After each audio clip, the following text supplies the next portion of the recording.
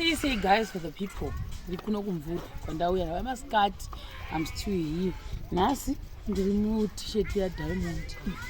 Guys, ndine ndakufika. T-shirt ya Diamond. Ndikuita muzika wa guys. But this is me. This is me with my big body. Ichirifana kamba ichihlasela asi akudumbu kundambozama vanhu mwari. Ndipewo maruva hangu ndomada ndotomada. But this is me guys today. Then aukukuya itoni paiparinzwi vakomana ava vakangachipesa kudira panapa vekavangachipesa kudira rwanda vekavasimapira.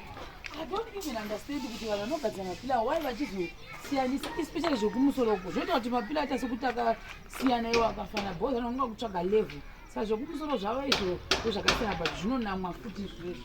Then yaikuno so ava ndandibati ndinamire chinhu changu icho saka nemukati mese nzaumo ona iribhimu yakatoitwa yose iyo akutika toenda ukoko futi iribhimu iyo yakadengwendurwa ikoko nemukati umu toya kuno iribhimu toya uku kune masuwewe guys iribhimu toya kunoku.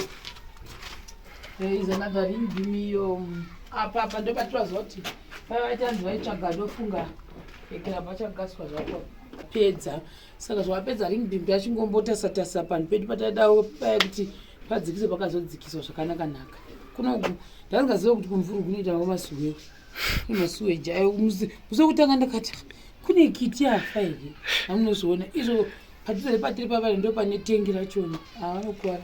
So anyway guys, for the people, this is where we are.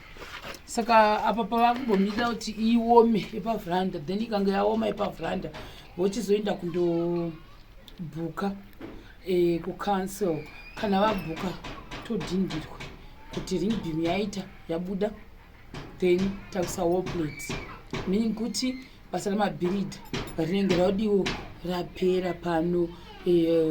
For the meantime vanenge vakutanga kumbounganidza roofing yavo kana vakanga vati ivo vanoda kushanda nesuna navapenzera then munotoona tichidzokawo zorufa hamunozviona. Idzi choice dzemaclients guys for the people. Hatinga said kuti munhu anenge ane choice dzake saka nindo zviko panapa from there hatizive kuti tichaplastwa rini zvichingodire so ndo zvatiri izvozvi zviuya kunotoona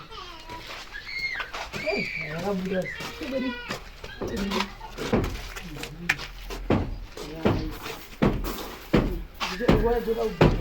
Right.